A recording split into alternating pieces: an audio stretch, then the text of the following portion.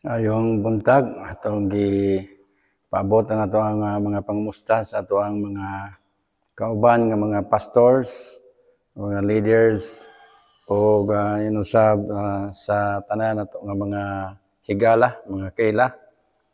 Kamusta mo diha?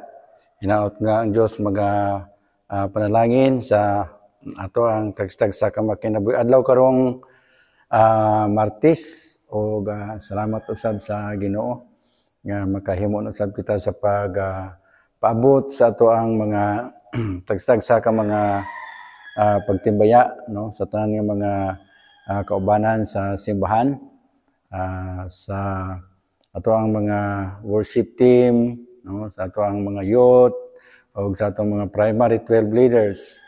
Hallelujah. So salamat kayo sa Ginoo karong buntaga. Kamusta man mong tanan? Hinaot nga padayon kita sa atong mga pag-ampo diha sa Ginoo nga siya magatabang sa atong mga kinabuhi o labi na sa atong panahon karon no ni ana kita sa katapusan ng mga panahon ato na gyud makita ang mga ilhanan nga nagkitabo sa naong sa yuta no o timilan kini nga ang atong Dios hapit na gyud mobalik busa pananaw gyud nga kita madasigon o sa ato ang pagkamatinumanon sa atong pagpangalaga diha sa Ginoo. Salamat sa Dios nini nga buntaga mga kaubanan ug mga kahigalaan o mga minahal sa kinabuhi no. Salamat kay sa Dios nini nga buntaga.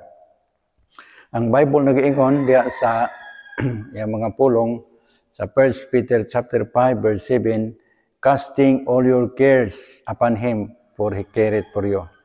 Dili gyud malimod ug malalis nga sa atong panahon karon daghan na kay tag mga kabalaka no, mga kahangawa sa atong makinabuhi tungod sa dagan sa panahon no o Biblia tudlo ka nato o naga-remind ka nato, nagapahinumdom ka nato nga sa tanan nato nga mga kabalaka sa kinabuhi no atong hinumduman ang pagtugyan ining tanan ngadto sa atong labaw nga makagahom.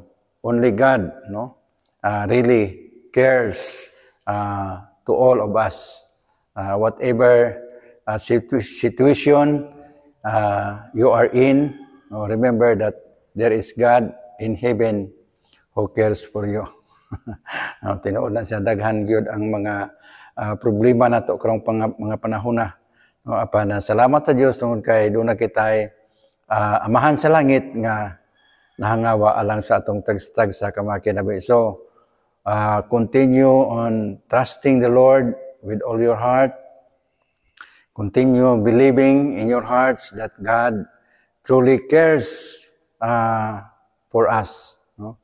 Ang Dios tinuod gayud nga nahigugma o may kahangawa alang sa atong tagstag sa kamakinabuhi. So salamat sa Dios palihog ko sa pag-comment no, pag-share nining video no ug ang Dios magapanalangin kanatong tanan ug kini inyong kauban Pastor Orlando Gayosa magaingon mabungahong pagkinabuhi kanatong tanan hangtod sa sunod nga panahon. God bless you all.